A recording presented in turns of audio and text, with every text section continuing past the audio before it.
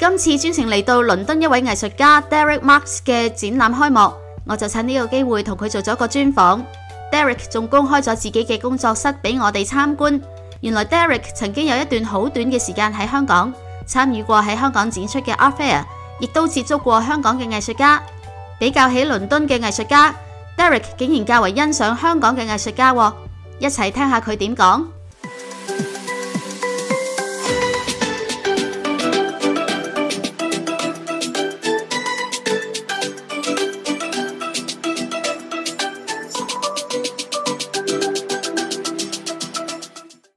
節目開始之前 ，Jessica 懇請大家先撳咗個 like 先，然後有廣告彈出嚟嘅時候，請幫忙睇一陣廣告。仲有而家多咗一個超級感謝嘅掣，希望大家都俾少少嘅支持同埋鼓勵，等我有呢一個動力繼續再出多啲好片。多謝大家嘅支持。Hello， 大家好，我今日咧就嚟到咧倫敦，咁咧今次咧就係訪問一個即係真係倫敦嘅地道 artist。咁其實咧今日都係我第一次即係見呢位 artist 嘅，咁就呢位 artist 個名咧就叫做Derek Mark 啦。咁咧就佢咧就邀請我咧嚟參觀佢呢個 studio 咧 ，which is 即係好 nice 啦。咁就我真係第一次入嘅倫敦嘅東邊，咁就係一棟大廈咧，就係成座大廈咧都係studio 都係啲 artist 嘅 studio， 佢哋嘅畫室嚟嘅，咁就即係好開心可以嚟到呢度啦，就可以同個即係 local 嘅 artist 傾偈啦咁樣樣。咁就我希望阿 Derek 咧就可以即係簡單介紹下自己嘅。Derek，can you introduce yourself to our Hong Kong audience? Hi, my name is Derek Marks, and I was born in East London, and you're now in my studio in East London, which I've occupied now for nearly 30 years. Wow, it's a long time. Yeah, it's a long time. And what you see around you now is the presence of a goodbye show. So this is not a working studio anymore. I'm about to leave this studio after, as I say, nearly 30 years. Put on an exhibition here in the next month or two. Here you see some pictures around the walls, which I'm deciding on what goes in the show. And then I move on to pastures anew. Wow. Yeah. You're looking forward, right? I'm apprehensive and looking forward. This has been a big part of my life being here. I love the studio, I love the space, the view outside. I'm close to the canal, close to nature. And coming to work is a nice feeling. When I leave my house, I walk to the studio, I get a train and walk, and I enjoy that moment of thinking about approaching work. Where I will work is in my house, in a loft converted studio space. So I will literally get up in the morning, walk one flight of stairs, and I'll be in my studio. That has a very different feel to it. So it's quite convenient, actually. Very convenient. Yes. Perhaps too convenient. I'm not sure. I'll see how it goes. Why you choose figure as your subject matter? Well, I'm human.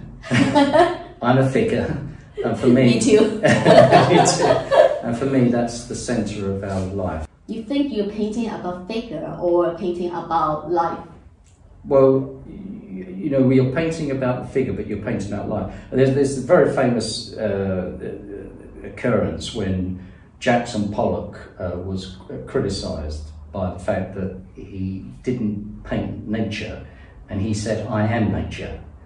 And I think that's true. I mean, as a human being, we encompass everything. We are everything, and we're a living, breathing animal with strong emotions, strong feelings, and a conscience, which is what perhaps the animal kingdom doesn't have. We had a very interesting conversation before, and to me, your work is changing a lot, and more realistic. Do you agree? Yeah, I mean, it's a strange word, realistic. Yeah, you work, but it's less like, abstract. It's definitely less abstract. At the beginning, you work from. I mean, your early work, it's more abstract. The middle period was more abstract, definitely, but it's becoming more human in its configuration. I.e., it's more recognisably human. These are living, breathing people with flesh and relationships and blood.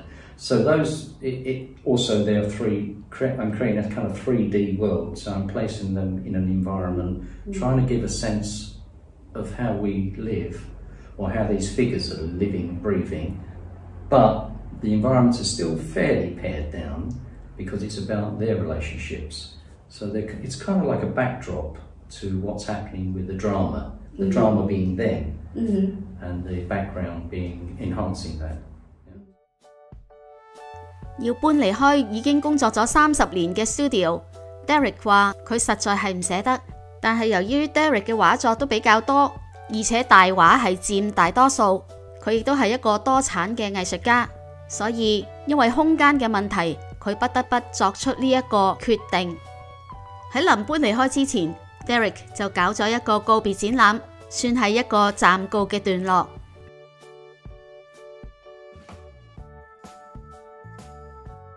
既然唔夠儲存嘅空間，咁點解 Derek 仲要畫啲咁巨型嘅畫呢？ I don't like to be restricted in any way. I think the important thing as an artist is that you don't feel restricted, not only in the amount of paint you use, but the size of the picture you want to make. There's no reason why you can't make big pictures in small spaces, and there's no reason why you can't make small pictures in big spaces. But you have to have choice, freedom. It's all about freedom. So that while the space may be tight and restricted, you have freedom to think big, and that's important. 我同 Derek 傾開咧，就係佢曾經咧就有一段時間，有一段短嘅時間咧，就曾經喺香港嘅。咁我就好想知道咧 ，Derek 就覺得即係喺香港喺 Hong Kong 嘅 experience 咧，佢到底係覺得點樣樣嘅 ？Derek，what is your experience in Hong Kong? What do you think about Hong Kong? Well, firstly, just to give you a bit of introduction, why I was invited to Hong Kong, I used to teach at the London College of Fashion, and I used to teach specialist makeup. My students... Makeup?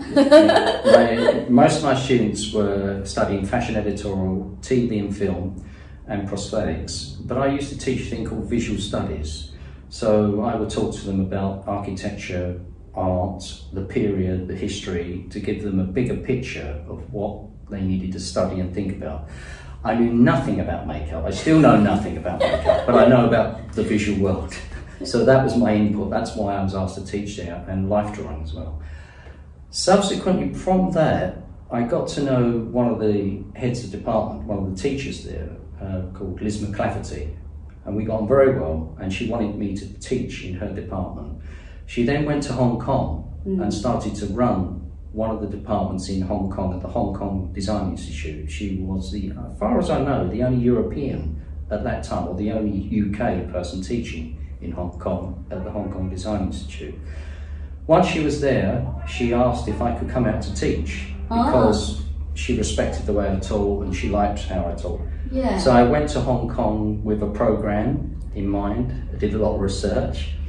It was a program to do with design and styling, but using local architecture, the community, and trying to make the students think about how to create something with their hands rather than through PowerPoint or...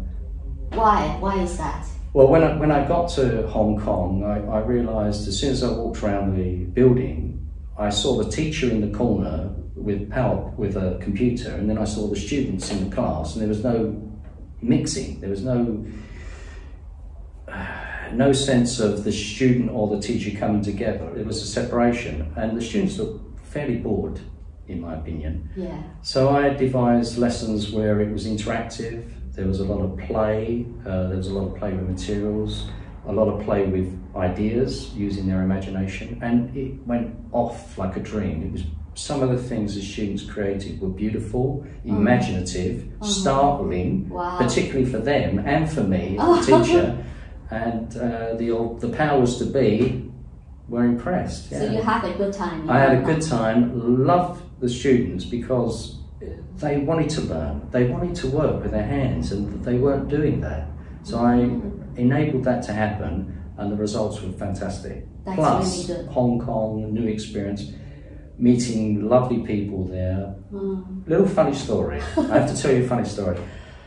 I love people, I love socialising with people. To me, it's a very big part of my work as well. I met people in different departments at the Hong Kong Design Institute that worked there for 10 years. They'd never been out socially together until I arrived. Oh, what did you do? I brought them together. I put them together, brought them together, encouraged them. It was my birthday. And I arranged a party for all of the different departments to come together. In school? And no, outside. And for the first time, these people were meeting socially outside together. They've worked together for years. So I made that happen. I think you should go back. I'd like to go. I have been back. I'd like to go back more, but difficult. 其實我好想咧就問下 Derek 咧，到底 compare with Hong Kong 同埋 London 嗰個 art world，其實 Derek 會覺得係點樣？香港會唔會係 way behind 咧？香港會唔會係好落後咧？咁樣 ？What do you think the art world in Hong Kong will compare with Yeah, London? I know what you're saying. In my limited Cantonese. Very limited. But I think the London art world is one of the most sophisticated art worlds in the world. Yes. It's not the only one. Obviously, New York, there are others, and Berlin, and many more. But it's highly sophisticated with a great deal of range to the work as well. What I found in Hong Kong, and this is going back to 2012, and I'm not like exactly up. Yeah, obviously I have been back since, but the last time was 2018. Things change rapidly. I found the work generally more graphic, much more to do with something being quite concise and precise in its articulation, its technical ability, the technical skills used. It wasn't terrible. It could be playful, but not playful with the materials, in the sense that I didn't find in the galleries what was being replicated in some of the studios of friends of mine, artists like Manley, who had a much more spiritual, open-ended quality to the work, probably more difficult to sell in terms it didn't. The art world tends to like painters who produce work where number 1 is the same as number 50. It's similar style. They know if you sell one to Joe Bloggs, then you sell the same artist, it's going to look like the same package, the same work. And I think for me art is much more organic than that, and that's why sometimes it's quite nice not to have a dealer, an art dealer or a gallery, because you develop more naturally. You're not told or pushed into a certain area. You can develop more naturally, and I think that's a good thing for the art. 另外有一樣嘢咧，我都想問下阿 Derek 嘅咧，就係即係如果香港咧，其實真係比較一個 commercial 嘅地方，係即係可能係賣或者做 art fair 或者係賣 artwork 咧，就係一個好好嘅一個即係做生意嘅地方啦。咁但係如果一個 local artist， 咁佢哋又係即係佢又會覺得香港嘅 local artist 嗰個嘅 potential 又去到邊咧？I just telling the audience, Hong Kong is really a good place for as a commercial, as doing a art business place. Sure. Like a lot of famous art fair, like Art Basel, Affordable Art Fair, a lot of different kind of art fair going on in Hong Kong, and they selling good. They sold. But compared with the local artists, do you think they have that kind of potential to be a international artist and well known or get people's attention? Of the local artists I met, none of them had an art dealer. None of them? None of them had an art dealer in Hong Kong or anywhere. Now that's not to say they weren't good enough, it's just the work they was doing seemed quite honest work, real work, but not, and what I loved about Hong Kong, and this is really something true, when I went to Hong Kong, I had a feeling of almost going back in time to a bygone era that would have occurred in this country in the 60s and 70s, where things were very open-ended, there was a sense of artists having parties in their studios, people really wanting to know about art, not business, not what gallery do you belong to, more why are you painting those pictures? What spurs you on? And I love that about Hong Kong. I love the organic, natural feeling that people have. The passion. Yes. No one talked about earning a living because no one was earning a living. People were teaching or doing other things. True. And I went to one or two parties, one at Manling's studio, a dear friend of mine, and it was a wonderful experience because people, I wasn't, I was just a friend, I was just there to experience this party, Manling, it was in the studio and other people. Before I knew what was happening, Manling said to me, talk about your work. And I just started to talk to 2 people. Before I knew it, there was 10, 15 people all interested. And it just felt right. And I loved that. London's very different. Where you come back to London and it's not as friendly or as open as that. We're friends, sure, but get a bigger gathering, it becomes something other, something else, which is not always conducive to friendly banter and being relaxed. And I mean, talking to you now, it's always awkward talking like this, but I feel quite relaxed because I don't feel you have anything you particularly want to sell to me or make a point of. So I feel more pressuring, so I feel quite relaxed. I can talk quite honestly with you. And you're not really part of this London scene. I wish someday I am. So I enjoyed Hong Kong tremendously. Could I mean, I have shown in Hong Kong at art fairs and at the Hong Kong Design Institute. I know, I've been there. but could I make a life there as an artist? Probably not. No. Okay. No. Do you rate yourself as a successful artist, or what do you think of a successful artist? What do you think of successful? Well, we all want to know as an artist， 即係我哋咧每一個 artist 都想知道咧，就係何謂一個即係一個成功嘅 artist 啊？點樣叫自己叫成功咧？咁樣我哋真係要請教下 Derek。Well, we had an informal chat about this earlier, and I would like to turn that on its head, because if we talk in terms of monetary success or career success, then I'm definitely not a successful artist in the sense that I've not fulfilled a lot of things I wanted to fulfill. If we talk about success in terms of the art I make, I don't know what else I could do. I've given it my all, I give it my all, I work very hard at my art. I do show the work and I passionately believe in what I'm doing. I never prostitute the art for commercial benefit. I never change anything I'm doing. I do what I do because I can only do what I do. And even when I had an art dealer, he was happy for me to give him whatever I gave him. I remember once he sold, became a decent friend of mine, Antonio, Portuguese art dealer, run the gallery. He sold a couple of drawings related to a subject. Your drawing? My drawings. And he sold them for very good prices. And he said to me, have you got any more of these? I said, well, I've got one more. It's the original drawing where everything stemmed from.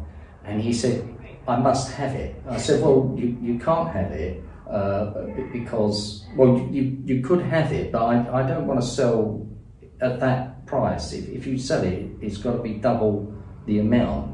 This is when it gets commercial, about commercial price. And he said, no, you can't put it up for double the amount. No one will buy it. So I said, well, you don't have the drawing then. So he said, no, I must have the drawing. So I gave him the drawing, double the price, it sold. He sold it? He sold it. I regret, sometimes I kind of regret that. It was a lesson to me as well. Sometimes things, you shouldn't think in terms of money, you should hold on to certain things. True. And there was another occasion where his partner said, we sold this painting of yours, we love it, can you paint another one like it? And I said, well, no. I said, that's the painting. And he kept on to me about this, and I thought about it, and I thought, okay, but I couldn't do it. I destroyed it. So he only had the one painting, that was it. And that told me I'm not commercially geared. I'm not geared to think in terms of producing a line of things. I produce what I have to produce because I have to produce it. If I'm forced to go to the left or to the right, it gets difficult for me. And that also could be why I'm not commercially successful too. So, to be a successful artist commercially, It's not a question I particularly want to answer or feel I could answer properly and help lots of potential artists out there to achieve their great goals as an artist. Because some people do view art like a lot of other professions in the sense that I want to be successful, therefore monetary ends will determine how successful I am. Yes. For me, art isn't about that. It's the opposite. You don't go into art to make money. You go into art to say something that's inside you. And that's what being an artist is about. If you make money in the process, fantastic, great.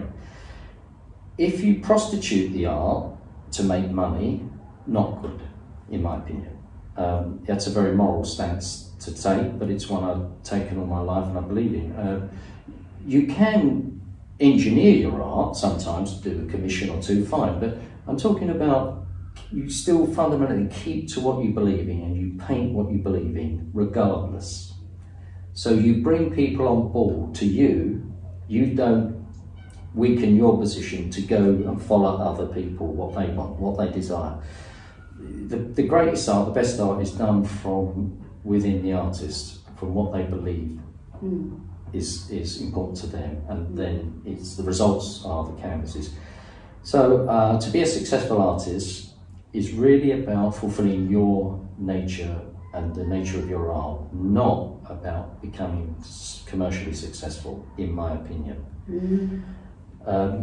If you can get used to that thought, which is a hard one today with all the problems of the world, very tough. But look, there's nothing particularly any tougher now to what it was before the First World War or the Second World War. Things were tough then, tougher, because they never had anything they could fall back on. Artists struggled. It's a romantic notion, but you can be taken particularly in your thriller. Lots of artists were struggling just to supposedly feed themselves. Not whether to buy that next bottle of wine or not, or to have that lovely meal in Soho. You know, there are different degrees, and I think you've got to get your priorities right. You've got to believe in what you do. You may have to lower your standards of living to achieve those aims. And if you have to lower your standards of living, you have to lower your standards of living. Don't lower your art standards. 今日咧真係好開心咧，即係同呢一位即係英國嘅前輩級 artist friend 啦，就即係喺傾偈之餘啦，亦都指導下我哋即係點樣as 一個 artist 啦，我哋點樣去走好自己嘅路啦，同埋點樣去做好自己嘅 work 咁樣咯。今日好多謝 thank you。Derek， 咁如果大家中意呢一集咧，請俾個 like 我，咁同埋如果咧你都中意呢一集嘅話咧，除咗 like 之餘咧，仲要 share 條片出去啦，仲有留言俾我哋，你覺得即係香港嘅 artist 同埋呢個倫敦嘅 artist， 你覺得即係咁樣相比之下，你覺得你有咩感想咧？或者你有啲咩想留言俾我，不妨話俾我聽喎。咁我哋下一集再見啦 ，Let's say goodbye together， bye， 我哋下次見。